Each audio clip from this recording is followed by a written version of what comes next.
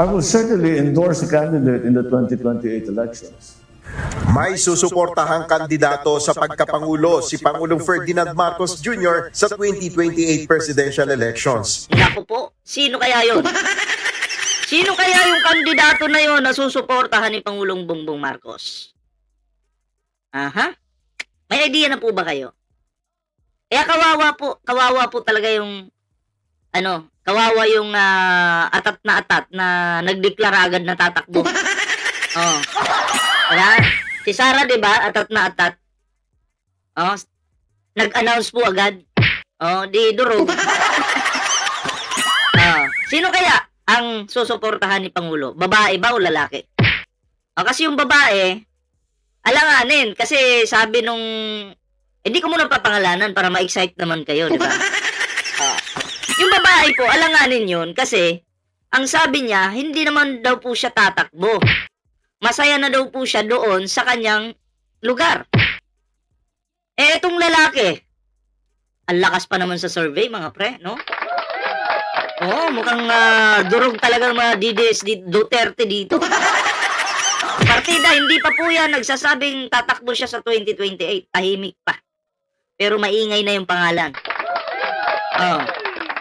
Ay, kaya niyo po bang hulaan, mga pre?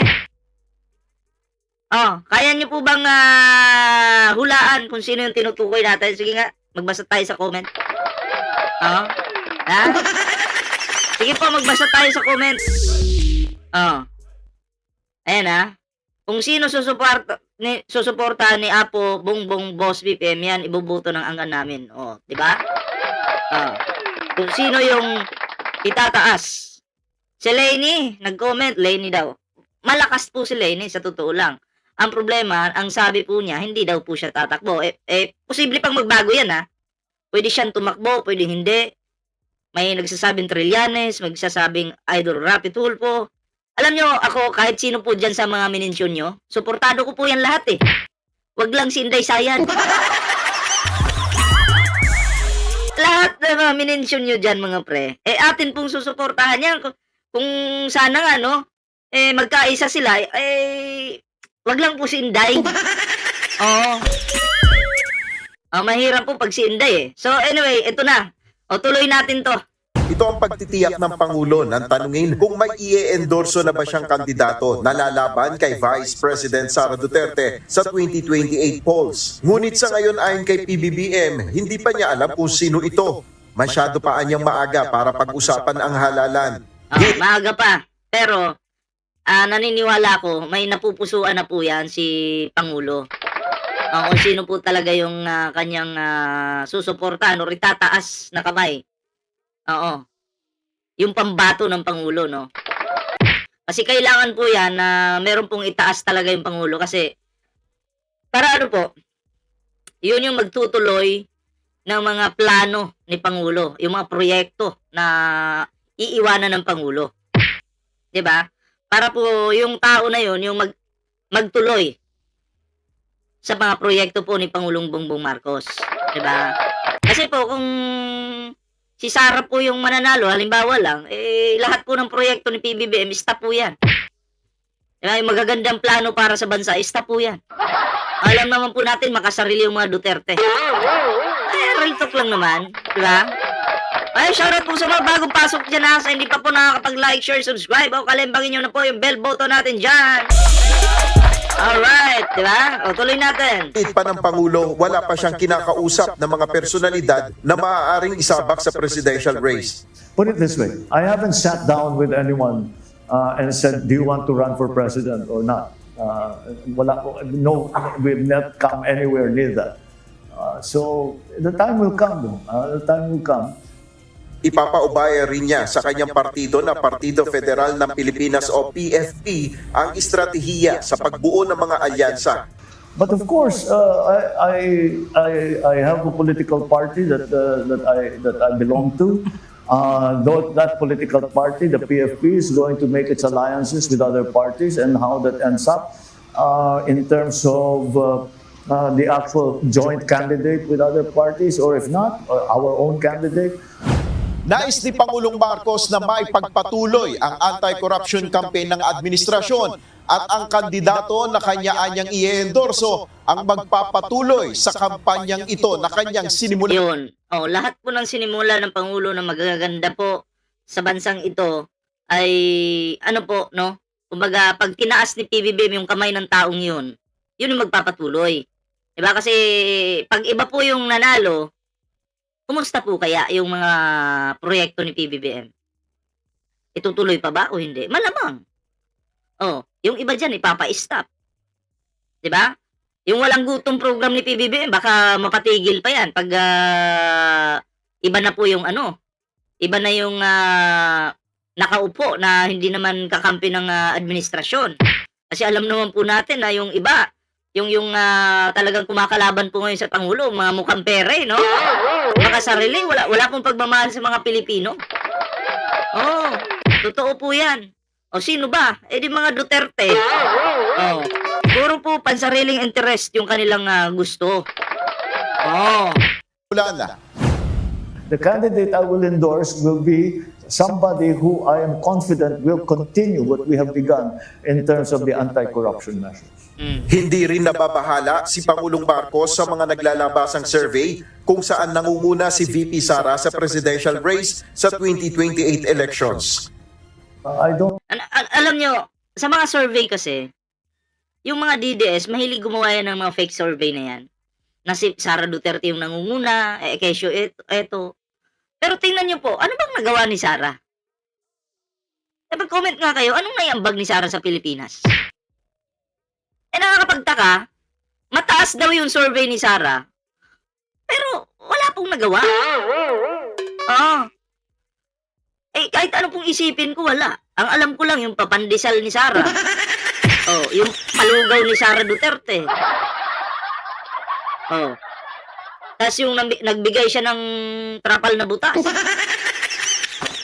Yun na po yung project eh.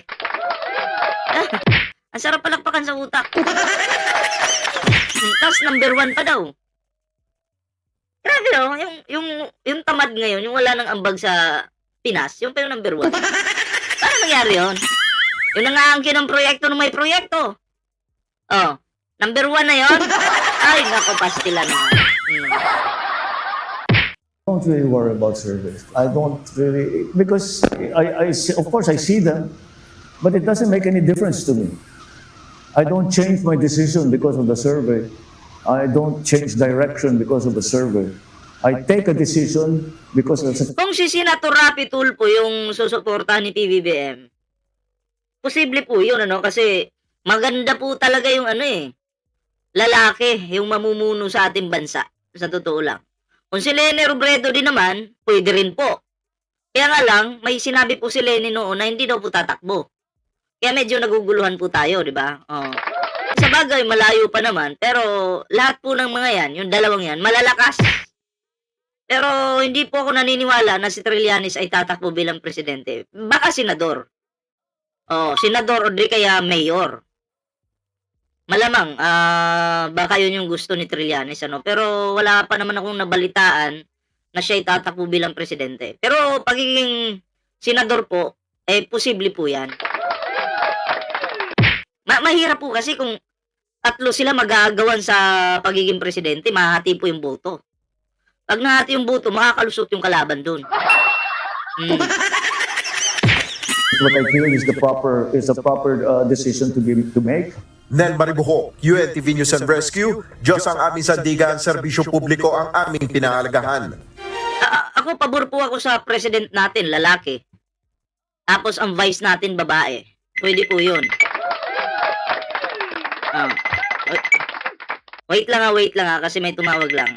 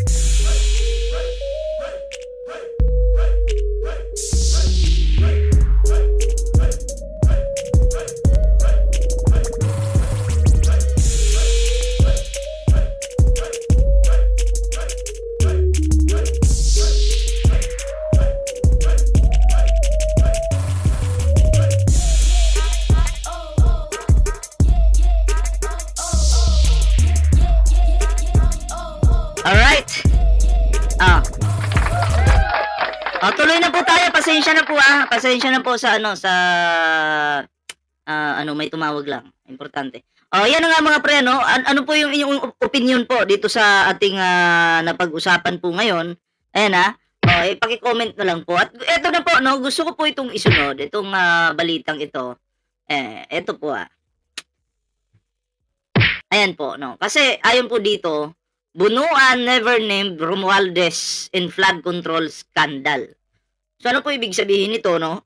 Wala po silang maituro talaga na si former House Speaker Martin Romualdez mga pre ay talagang sangkot po sa sa nakawan po sa flood control, 'di ba?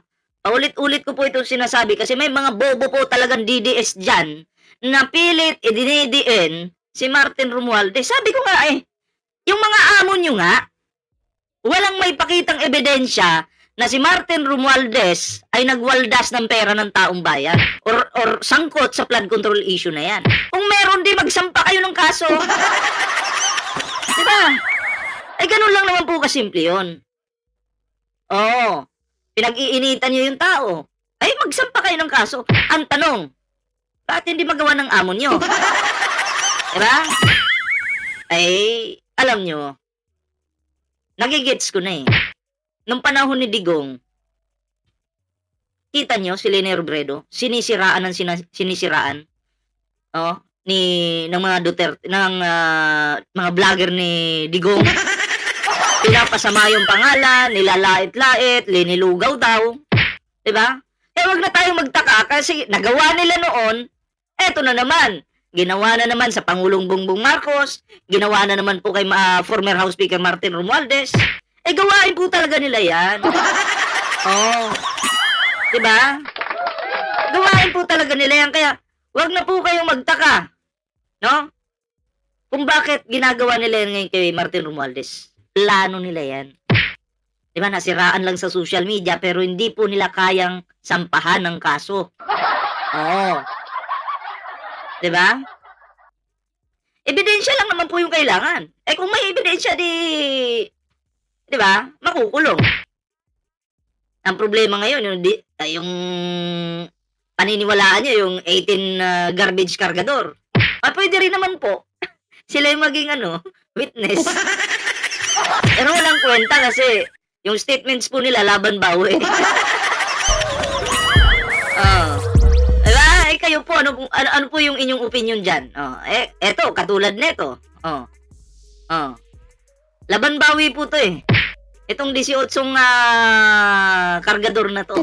Ito pa. Matibag accuses Mike Defensor of bribing 18 ex-Marines. So, dati pa po itong balita na ayon po kay Matibag, no? Sinuhulan po ni Mike Defensor itong 18 ex-Marines na to. May pangakong 5 milyon, pero di umano, ang natanggap pa ng bawat isa dito sa kanila ay 350,000 pa lamang. Nung nakulong po si Mike Defensor mga pre, alam niyo yung nangyari?